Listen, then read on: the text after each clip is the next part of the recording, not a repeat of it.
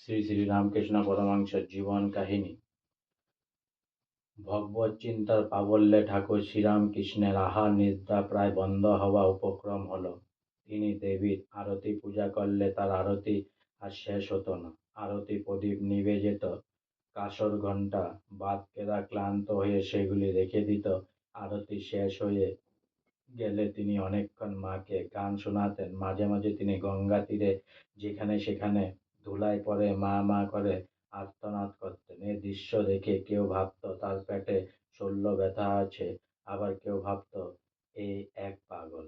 ঠাকুর শ্রী রামকৃষ্ণ মায়ের সঙ্গে কথা বলেন, হাসেন, নিজের হাতে নৈবেদ্য মায়ের মুখে তুলে ধরেন, মায়ের বিছানায় শুয়ে থাকেন। কখনো আবার মায়ের নৈবেদ্য কাক পক্ষী বিড়ালকে খাওয়ান, কখনো নিজেই খেতে থাকেন। মায়ের চরণে ফুল না দিয়ে নিজের মাথায় রাখেন, আবার কখনো বা ফুল চারিদিকে ছড়িয়ে দেন। মন্দিরের কর্মচারীরা এসব দেখে বেজায় অখুশি। তাদের চোখে এগুলো ঘোর অনাচার। তারা মথুরা বাবুকে জানালো পাগল হয়ে পূজারি যাচ্ছে তাই করছেন। হৃদয়রাম ভাবলেন মামার অসুখ হয়েছে, তাই তিনি তার যত উপযুক্ত চিকিৎসার ব্যবস্থা করলেন, কিন্তু তার পাগলামি বেড়েই চলল। খবর শুনে মথুরাবাবু স্বয়ং ঠাকুর শ্রী রামকৃষ্ণের পূজা পাঠ দেখতে এলেন।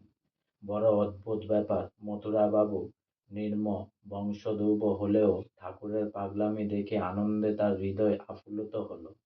তিনি শাশুড়ি মাতাকেও ঠাকুর শ্রীরামকৃষ্ণের এই অলৌকিক পাগলামি দেখতে ডেকে পাঠালেন। মন্দিরের কর্মচারীরা ঠাকুর শ্রী রামকৃষ্ণকে জানিয়ে দিল স্বয়ং রানীমাতা আসছেন, সুতরাং রামকৃষ্ণের এবার চাকরি যাবে। ঠাকুর রামকৃষ্ণ কাঁদতে শুরু করলেন। 5 বছরের বালকের মতো পরনের কাপড় বগলে করে মা কালীর আঁচল ধরে প্রতিমার পিছনে লুকিয়ে ভীত চকিত ভাবে রানীর গতিবিধি লক্ষ্য করতে লাগলেন। পরম ভক্তিমতী রানী রাসমণি নীরবে তার 2 চক্ষু বেয়ে অশ্রু গড়িয়ে পড়তে লাগল। আজ সার্থক তার দেবী প্রতিষ্ঠা, ধন্য তার জীবন। তিনি বুঝলেন বহু জন্ম পুণ্য সঞ্চয় করে তবেই এই পাগলের দর্শন তিনি লাভ করতে পেরেছেন। তিনি এও বুঝলেন যে মন্দিরের প্রচলিত সকল নিয়ম কানুন মেনে ঠাকুর শ্রী রামকৃষ্ণের পক্ষে আর পূজা করা সম্ভব নয়। তাই তিনি হৃদয়রামকে দেবীর পূজা অর্চনার দায়িত্ব অর্পণ করলেন এবং শ্রী শ্রী রাধা গোবিন্দজির পূজার দায়িত্ব দিলেন রামকৃষ্ণের কাকার ছেলে শ্রীযুক্ত রামতারক উদিন হলদারি চট্টোপাধ্যায়কে। আজকে আমার শ্রী শ্রী রামকৃষ্ণ পরমহংসের জীবন কাহিনী এখানেই সমাপ্ত হলো। অনেক অনেক সাবস্ক্রাইব করুন, অনেক অনেক লাইক করুন, অনেক অনেক ভালো থাকুন, অনেক অনেক সুস্থ থাকুন, অনেক অনেক আনন্দে থাকুন, অনেক অনেক হেল্প করুন, আর সঙ্গে অনেক অনেক সাবস্ক্রাইব করুন প্লিজ।